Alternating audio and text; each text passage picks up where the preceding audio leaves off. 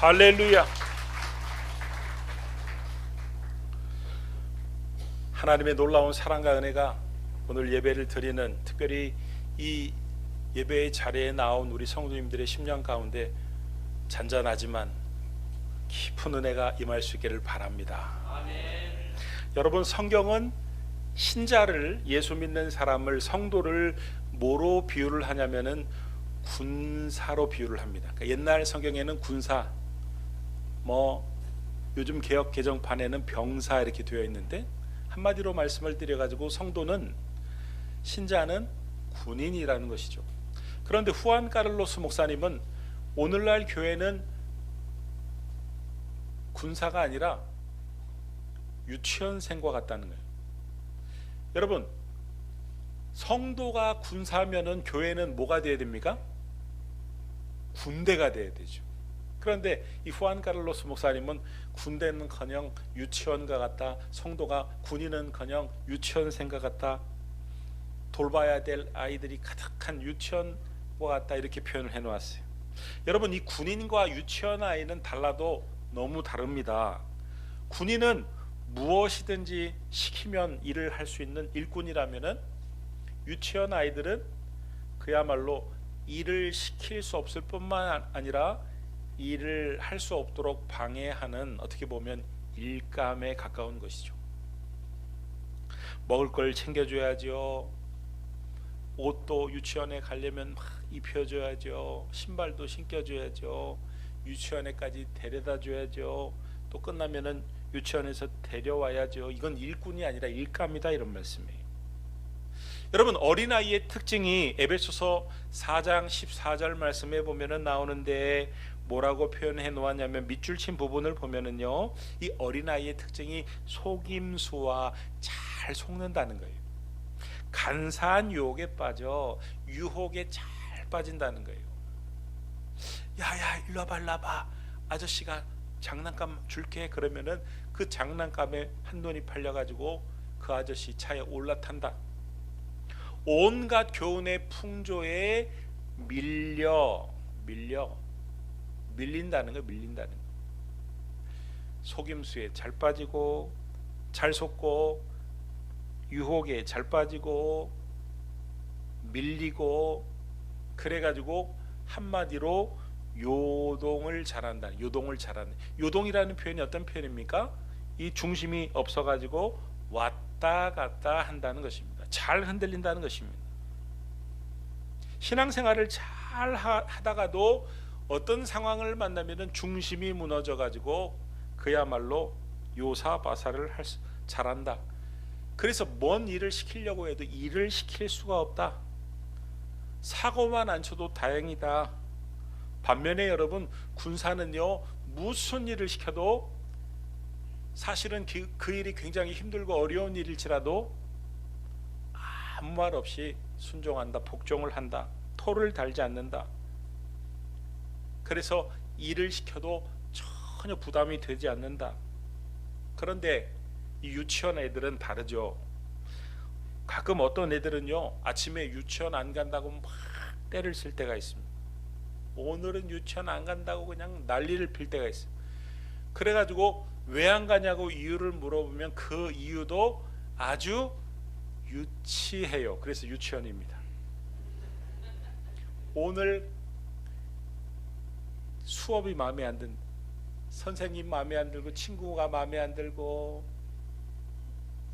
너무너무 싫다는 거예요.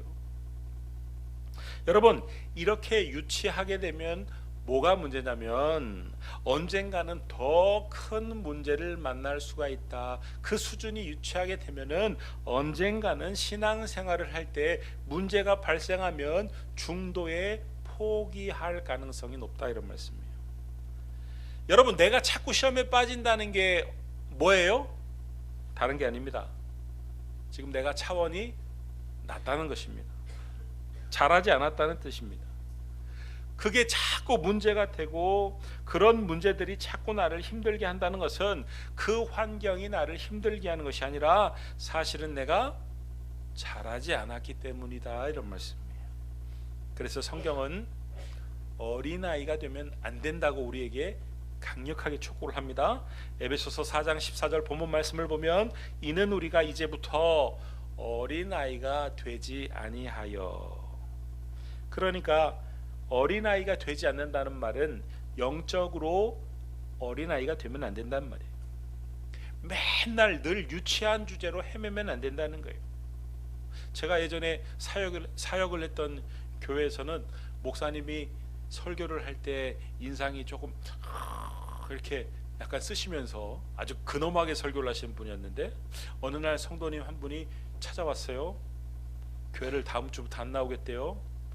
왜 안 나오시냐고 그랬더니 목사님이 오늘 설교를 하면서 자기를 노려보셨대요.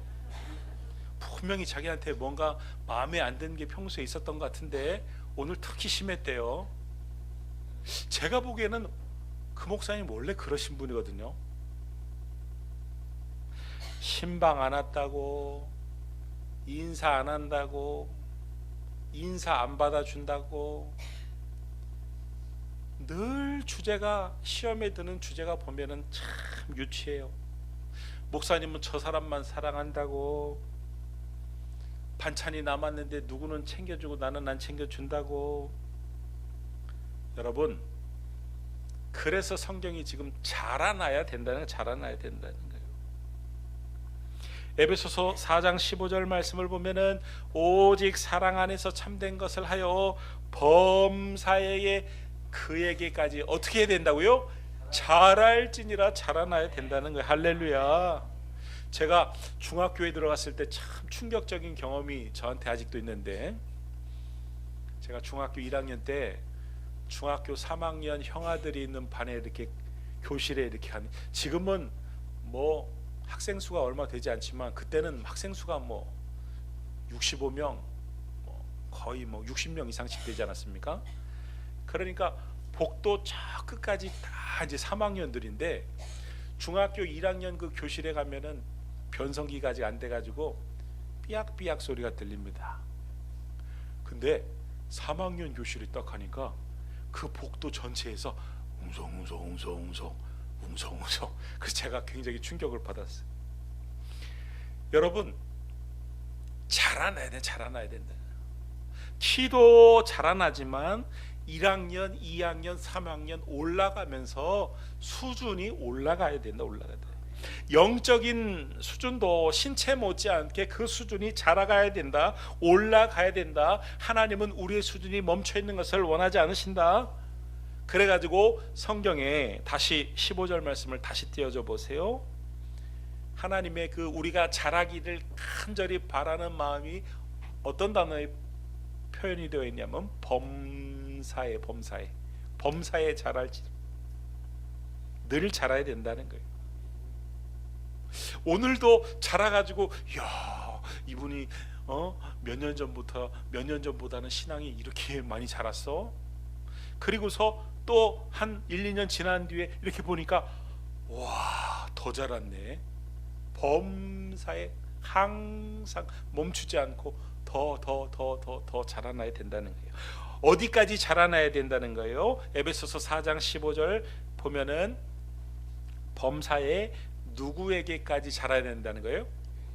그에게까지. 여기서 말하는 그가 누굽니까? 예수 그리스도에게까지. 예수님에게까지 자랄지니라는 말은 두 가지 의미입니다. 하나는 목표가 누가 되어야 된다는 거예요? 예수님이 되어야 된다는 것입니다. 신앙생활하면서 신앙의 목표가 옆에 있는 김집사, 옆에 있는 박집사가 되는 게 아니에요. 김집사를 바라보면서 그래, 내가 저 김집사보다는 예배도 빠지지 않고 더 열심히 잘하지. 그래, 내가 최집사보다는 최소한 더 잘하니까. 신앙의 목표를 그리스도에게 두라는 것입니다. 여러분, 가장 기본적인 것을 하면서 잘한다 그러면 안 돼. 주일 성수, 11조, 예배, 봉사, 가장 기본적인 것들을 하면서 나는 참 잘한다 하면 안 된다, 이런 말씀이에요. 더 나아가야 된다. 두 번째 의미는요, 더 깊은 세계로 나아가야 된다는 그런 의미를 가지고 있습니다. 여러분, 우리가 영어 공부만 해도, 그 영어 책만 해도 하급, 중급, 상급 교재가 다 달라요. 그런데 맨날 A, B, C, D만 외우고 있으면 되겠느냐 이런 말씀. 기초반도 하고 심화반도 하고 점점 더 나아져야 된다. 마치 A, B, C, D를 외워놓고서 영어 전체를 아는 것처럼 하면 안 된다 이런 말씀이에요. 우리 주보에 보니까 기본반 모집하던데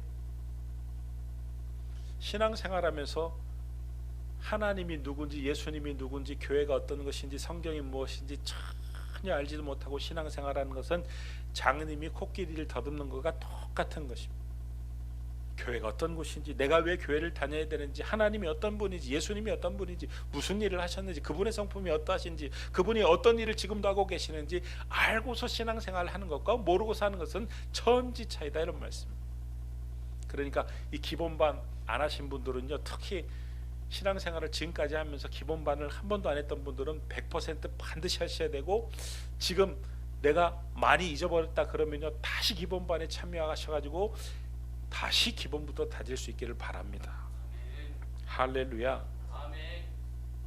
군생활 하면은, 군생활 할 때 맨날 쫄병 2등병으로만 머물게 하면은 좋겠어요?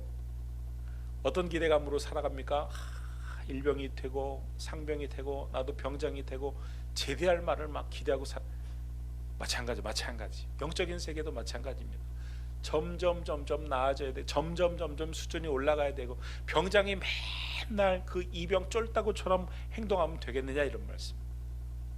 더 수준이 높아져야 되고, 그러니까 범사에 그에게까지 잘할지라, 이 말은 차원이 올라가야 된다. 차원을 높여야 된다. 더 높은 차원의 수준으로 주님이 우리를 초대하고 계시는 것이다. 할렐루야. 어떤 분이 신앙생활하는 것을 비행기 타는 것에 비유를 하는데요, 저는 참 적절하다고 봅니다. 어떤 분이 태어나서 처음으로 비행기를 탔답니다. 실제 경험담입니다. 비행기를 탔는데 이 갑자기 돌풍을 만나가지고 이 비행기가 기류가 막 심해가지고 흔들리니까 비행기에 큰 사고가 나서 죽는 줄 알았답니다. 아, 이제 나는 여기서 끝이로구나. 그래가지고 옆에 있는 승무원한테 우리 지금 사고 나는 거 맞죠? 우리 조금 이따 추락해서 다 죽는 거 맞죠? 그랬더니 그 승무원이 웃으면서, 지금 우리가 돌풍을 만나가지고 비행기가 많이 흔들리는 건 맞지만 조금 이따 기장님이 고도를 올리실 거예요. 비행기가 더 올라갈 거예요. 비행기가 더 올라가면 그때 평안해질 거예요. 이 승무원의 이야기처럼 기장이 비행기의 고도를 올려가지고 저 높은 곳으로 가니까 기류의 영향을 전혀 받지 않는 그런 층이 나타났는데, 그때부터 비행기가 아주 안정되고 평안하게 가더랍니다. 여러분, 고도가 낮으면 비행기는 기류의 영향을 많이 받게 되어 있습니다. 그런데 고도를 높이면 기류의 영향을 받지 않는 편안하고 안정되게 날아갈 수가 있습니다. 여러분, 우리는 우리의 삶에 어려운 문제가 일어나지 않기를 기대하고 살면 안 됩니다. 우리의 삶에 어려운 일이 일어나지 않는 것이 중요한 것이 아니라, 어떤 일을 만날지라도 그 일에 영향을 받지 않고 살아가는 것이 중요한 것입니다. 그래가지고 여러분, 하나님 앞에 영광을 돌려드리는 게, 사업이 잘 되고 하는 일마다 너무너무 잘 돼가지고 하나님 앞에 영광을 돌려드리는 그런 방법도 있지만, 전혀 반대로 사업이 하는 것마다 안 되고 그야말로 하는 일마다 너무너무 안 되는데도 불구하고 하나님 앞에 더 큰 영광을 올려드릴 수가 있어요. 어떻게 해요? 그렇게 힘들고 어렵고 하는 일마다 안 되는 가운데 불평을 해야 되는데, 불만을 해야 되는데, 불평을 하기보다는, 불만을 하기보다는 그 가운데 전혀 흔들리지 않고 믿음의 자리를 지키고 변함없이 주님을 바라보며 신앙생활을 하면서 하나님 앞에 더 큰 영광을 돌려드릴 수 있다, 이런 말씀입니다. 야, 어떻게 저렇게 나 같으면 저렇게 못할 텐데 어떻게 저렇게 어려운 상황에서 저렇게 믿음을 잘 지킬 수 있는가? 그것도 하나님 앞에 큰 영광을 돌려드리는 방법이다, 이런 말씀이에요. 그러니까 뭐예요? 우리는 영적인 고도를 높아야 된다, 올려야 된다. 여러분, 신자의 간증 중에서 어려운 가운데 기도를 했더니 하나님께 응답을 받았더라, 그래서 문제가 해결됐더라, 이것도 참 좋은 간증이고 훌륭한 간증이지만 더 위대하고 더 훌륭한 간증은 내가 죽을 것 같은 환난과 고통 속에 있었지만, 그리고 상황은 변하지 않았지만 기도를 하는 가운데 하나님께서 하늘의 평강과 기쁨을 맛보게 해주셔서 그 어려움이 전혀 어려움으로 느껴지지 않았더라. 할렐루야. 그러니까 영적인 고도를 높여야 한다. 영적인 고도를 높이지 않으면 늘 부딪힌다. 환경에 영향을 받는다. 그러나 영적인 고도를 높이면 환경의 영향을 별로 받지 않는다. 그래서 성경에 보면은 하나님께서 이사야서 말씀에 독수리처럼 올라가라고 하시잖아요. 그래서 찬송가 가사 중에도 독수리처럼 올라가야 된다는 찬송이 있죠. 주를 항모하는 자 어떻게 해요?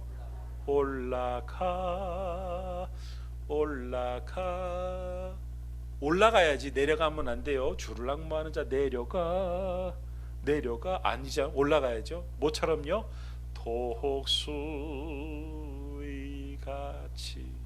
독수리같이 쫙 올라가면은 걸어 다니면서 부딪혔던 모든 것들을 다 초월하게 된다. 넘어가게 된다. 사람도 넘어가고 심지어는 빌딩까지도 독수리처럼 날아오르면 다 뛰어넘게 된다. 그래가지고 유치원 시절에 넘어졌던 김 집사도 넘어가고 이 집사도 넘어가고 이 일도 넘어가고 저 일도 넘어가고, 저는 그래서 우리 기쁨의 교회 성도님들이 영적으로 한 단계 한 단계 그 고도를 날마다 올려가시는 그런 귀하고 멋진 성도님들이 다 되시기를 예수님의 이름으로 축원합니다. 여러분, 누가 실제로 그런 삶을 살았습니까? 사도 바울이 그런 삶을 살았습니다.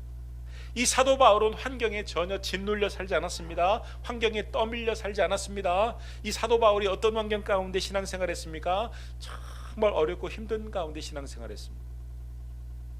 주님을 위해서 모든 것을 다 버렸고 신체적인 조건도 결코 좋지 않았어요. 몸에 큰 질병이 있었고 전해오는 이야기에 의하면은 안장다리에다가 말도 잘 못했다는 거예요.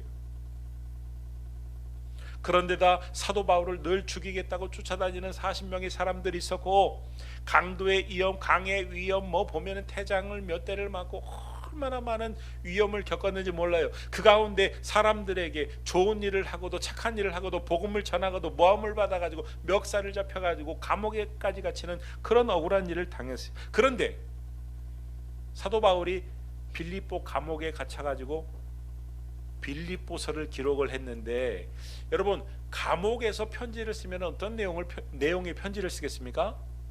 나 억울하다, 나 힘들다, 그러니까 나를 위해서 기도해달라, 나 좀 꺼내달라, 이런 편지를 쓴 게 아니에요. 빌립보서의 별명이 뭐냐면요, 기쁨의 서신입니다. 나도 기뻐하니 너희도 기뻐하라. 어떻게 그럴 수가 있나? 그러니까 이 사도 바울은 환경에 전혀 영향을 받지 않는 그야말로 영적인 고도가 아주 높은 사람이었다는 것이죠.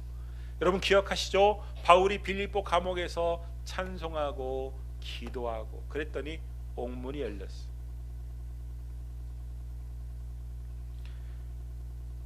억울한 일이 생겼는데 어떻게 항상 기뻐하고 어떻게 그렇게 웃을 수가 있는가? 사업이 지금 하는 일마다 안 되고 내리막길인데 어떻게 기뻐할 수 있는가? 여러분 데살로니가전서 5장 18절 말씀에 보면 그 비밀이 나옵니다.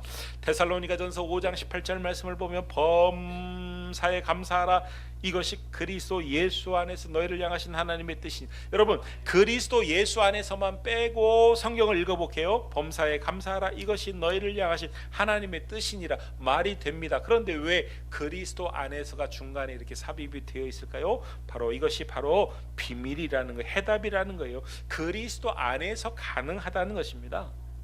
빌립보서 4장 13절 말씀을 보면 다른 표현이 있는데, 내게 능력 주시는 자 안에서 모든 것을, 내게 능력 주시는 자 안에서, 똑같은 표현입니다. 이 말은 뭐냐면 우리 스스로에게는 감사할 수 있는, 기뻐할 수 있는 상황을 이겨낼 수 있는 힘이, 능력이 없다는 거예요. 그런데 그리스도 예수 안에서, 내게 능력 주시는 자 안에서, 오직 주님 안에서 힘이 나와야, 흘러나와야 이 모든 일들이 가능하다는 것입니다.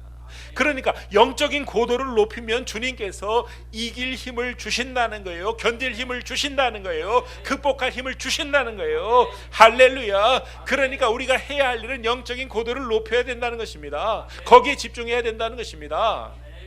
여러분, 성령이 충만하면 성령의 열매 가운데 희락이라는 게, 희락이 뭐예요? 한문으로 희락이지만 우리나라 말로 하면은 기쁨입니다. 기쁨입니다.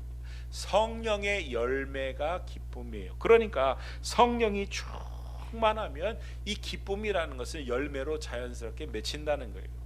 이 기쁨은 내가 쥐어짜서 나오는 열매가 아니라는 거예요. 내 안에 성령이 충만하면 자연스럽게 맺혀진다는 것입니다. 그러니까 여러분, 지금 내 안에 기쁨이 없고 그야말로 인상을 쓰고 있다면 영적인 고도를 올려야 돼요.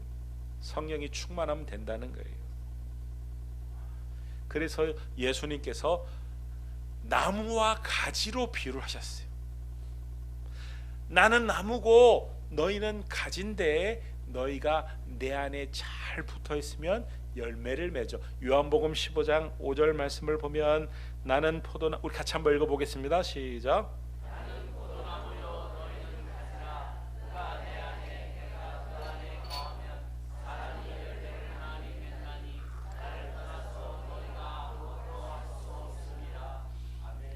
열매를 맺는 조건이 딱 하나예요. 그 안에 거하면 된다는 거예요. 딱 접붙여 있으면 된다는 거예요. 친밀한 교제 가운데 있으면 된다는 거예요.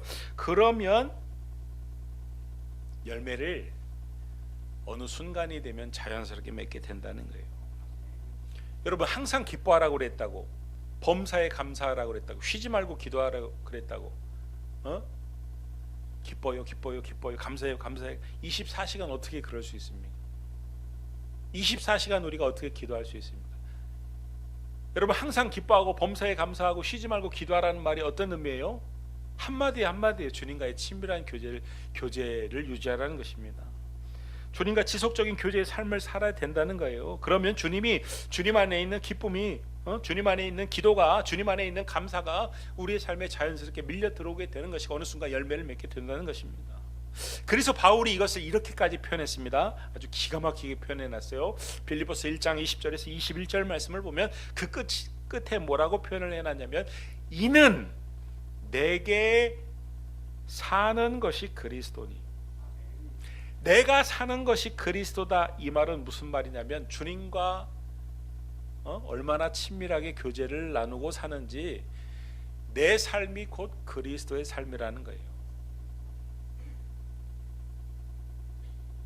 내 삶이 곧 그리스도의 삶.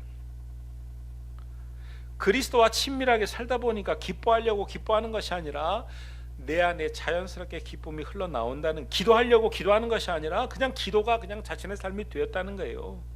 감사를 하려고 자기가 감사를 하는 것이 아니라 그냥 감사가 그냥 포도나무에서 포도가 맺혀지는 것처럼 존재의 변화가 일어나니까 아주 자연스럽게 맺혀졌다는 거예요. 할렐루야. 영적인 고도를 높이면 존재의 변화가 일어납니다. 똑같은 것을 바라봐도 그 똑같은 것에 대한 생각이 달라집니다. 여러분, 모든 배가 빙산을 만나면은 두려워합니다. 만날까봐 두려워하고, 만났으면 부딪힐까봐 두려워하고. 그런데 빙산을 만나면은 너무너무 좋아하는 배가 있습니다. 아니, 빙산을 만나기 위해서 찾아가는 배가 있습니다. 그게 어떤 배예요? 쇠빙선, 빙산을 깨뜨리는 배요. 우리나라에서 쇠빙선을 처음 출항했을 때 TV 기자가 그 선장을 만나가지고 인터뷰를 하는데, 선장님, 처음으로 우리나라에서 이 쇠빙선을 출항하는데 뭐를 준비하셨습니까? 선장님은 뭐를 준비하셨습니까? 그랬더니 그 선장이 웃으면서 옆에 있는 걸 딱 보여주는데, 그게 뭐였냐면 뭐였을까요? 팥빙수 재료였어요. 무슨 의미예요? 빙산 만나면 팥빙수 갈아가지고 먹겠다는 거죠. 누구는 막 빙산 만나면 죽는다고 소리 지르고 그냥 죽었다고 그러고 막 피하려고 그러고 막 그러는데, 어떤 배는 빙산 만남, 아이고 저 팥빙수 재료를 드디어 찾았다. 똑같은 바다에서 파도를 만나면 누구는 죽었다 죽겠다 막 그러는데, 어떤 사람은 파도를 찾아다니는 사람도 있어요. 누구예요? 파도 타는 사람들, 서퍼들입니다. 바람이 불면은 바람이 분다고 불평하는 사람이 있는데, 어떤 사람은 그 부는 바람을 이용해 가지고 원하는 목적지까지 나아가는 사람이 있습니다. 같은 환경에서도 인생을 더 멋있게 사는 사람들이 있는데, 그러니까 내가 어떤 사람이 되느냐가 중요한 것이다. 그러므로 우리가 구할 것은 좋은 환경이 아니라 좋으신 주님과 함께 하는 삶이다. 할렐루야. 여러분, 내가 원하는 최적의 환경은 없습니다. 환경을 탓하는 사람이 되면 안 됩니다. 좋은 날을 기다리지 말고 좋은 날을 만들어가는 사람이 되어야 됩니다. 좋은 환경이 받쳐주지 않는다고 세상을 탓하지 말고, 내가 주님과의 관계에서 성공한 신자가 되면, 영적인 고도를 높이면 안 좋은 환경 속에서도 얼마든지 멋있게 감사하며 기뻐하며 기도하며 살아갈 수 있는 것입니다. 신앙생활을요, 좁은 길로 걸어가는 것에 비유합니다. 생각해 보십시오. 얼마나 좁고 협착한 길을 걸어가면 불편하겠습니까? 좁은 길이란 어려움을 늘 만나는 길을 말하는 거예요. 살다가 어려운 일을 만나면 유치한 아이처럼 불평하고 떼쓰고 때려치우고 일감이 되면 안 된다는 말씀. 아무리 어렵고 힘들어도 명령을 딱 하면은 무조건 복종하는 일꾼이 돼야 된다. 그러기 위해서는 가뭄이 오면은 뿌리를 더 내리는 것처럼, 환경이 어렵고 어려우면 불평하지 말고 하나님께로 믿음의 뿌리를 더 깊이 내려야 되는 것이다. 고통이 찾아오면 고통을 피하려고 안간힘을 쓰는 것이 아니라 그리스도께로 더 깊이 나아가려고 애를 써야 되는 것이다. 그러면 그 고통 가운데서 나를 만나주신 주님은 그 고통 속에서도 평안을 누리게 하시고 기쁨을 누리게 하시는 줄 믿으시기 바랍니다. 어떻게 고도를 높여요? 아니 목사님, 도대체 신앙의 고도를 어떻게 높이라는 거예요? 기도로, 말씀으로. 어떤 식으로요? 어떤 식으로 고도를 올려요? 옛날에는 막 화가 나면은 이 화를 참거나 이 화를 막 풀기 위해서 무슨 게임을 하거나 술을 마시거나 사람을 만나가지고 막 자기의 불평을 털어놓거나 막, 그런데 이제는 그게 아니라 영적인 고도를 높인다는 것은 어떻게 하면 내가 분노하지 않고 승리할 수 있는지 하나님의 말씀을 찾아보고, 바울이 말하는 사랑은 오래 참는다, 그 오래 참는다의 개념이 어떤 것인지 한번 살펴보고 오래 참기 위해서 노력해보고, 그 노력하는 가운데 잘 안 되니까 나의 한계를 깨닫고, 하나님 제가 잘 안 됩니다, 저를 좀 도와주십시오라고 하나님 앞에 간절히 기도함으로 나아갈 때, 어느 날 내 안에 하나님께서 그 분노를 거룩한 성품으로 조금씩 조금씩 바뀌어지게 되는 그런 은혜가 영적인 고도를 높여 나갈 때 우리에게 발생하는 은혜인 줄 믿으시기 바랍니다. 그러므로 늘 주님과 친밀한 삶을 유지하시길 바랍니다. 그 친밀함 속에서 자연스럽게 기쁨과 감사와 기도가 흘러나와 여러분들의 삶의 열매로 맺혀질 수 있기를 바랍니다. 주님과 접붙어 있으므로 자연스럽게 좋은 열매들이 늘 맺혀지기를 바랍니다. 그래서 이 땅에서 우리가 발을 딛고 살지만 차원 높은 천상의 삶을, 환경에 흔들리지 않는 삶을, 사람에 넘어지지 않는 삶을, 날마다 성장하는 삶을, 그래서 하나님이 보시기에 일감이 아니라 일꾼이 되어서 하나님을 기쁘시게 하며 하나님이 언제든지 사용하실 수 있는 그런 일꾼으로 쓰임받게 되기를 예수님의 이름으로 축원합니다.